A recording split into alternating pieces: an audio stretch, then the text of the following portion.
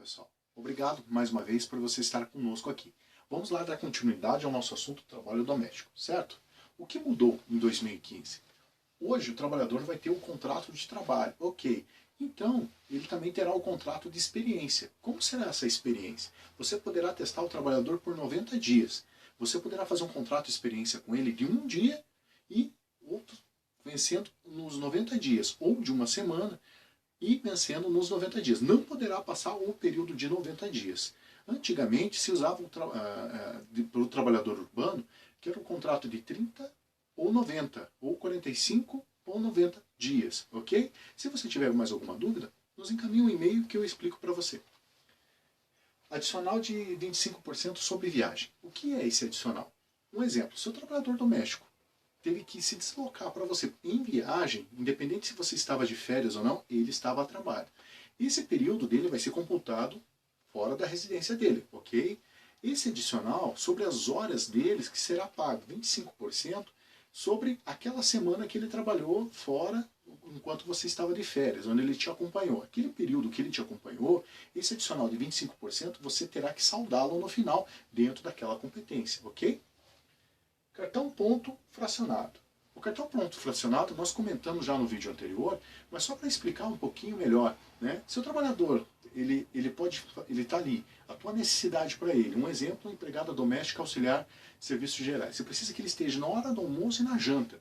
Você pode estender no máximo a folga dele até 4 horas. De uma é o mínimo, não pode ter menos que 1 hora. O trabalhador ele precisa ter no mínimo 1 hora de descanso e o máximo que você poderá estender nesse intervalo é 4 horas, ok?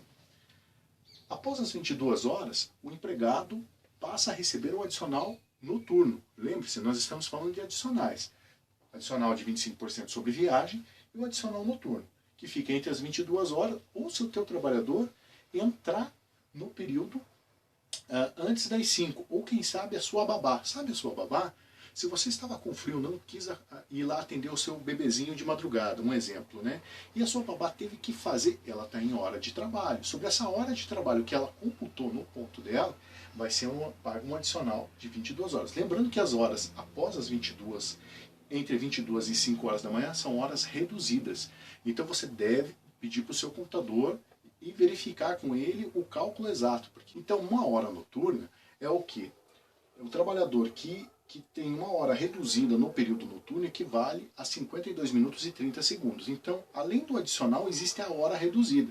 Se a hora foi reduzida, então, teoricamente, você terá que pagar sobre essa hora do trabalho um adicional. Presta atenção, o adicional pode ser de 20%. Por quê? Porque é o que a CLT impõe. Até que as convenções, até que exista um sindicato que possa determinar a classe dos adicionais, então, por enquanto, você paga sobre cada hora noturna um adicional de 20%. Por exemplo, se a pessoa trabalhou 1 hora durante todo o mês, sobre essa 1 hora vai ser um cálculo de 20%, que é adicional noturno. Joia? Contrapartida, não se esqueça que sobre todos os adicionais incide o fundo de garantia. Então não pense que você pagaria, um exemplo no adicional, voltando aqui ao adicional viagem, apenas 25% sobre o adicional, sobre as horas trabalhadas. Sim, os encargos, INSS e o fundo de garantia. Isso é importante estar claro para você na sua conta, ok? Um abraço e continue sempre com a gente e assista o próximo vídeo.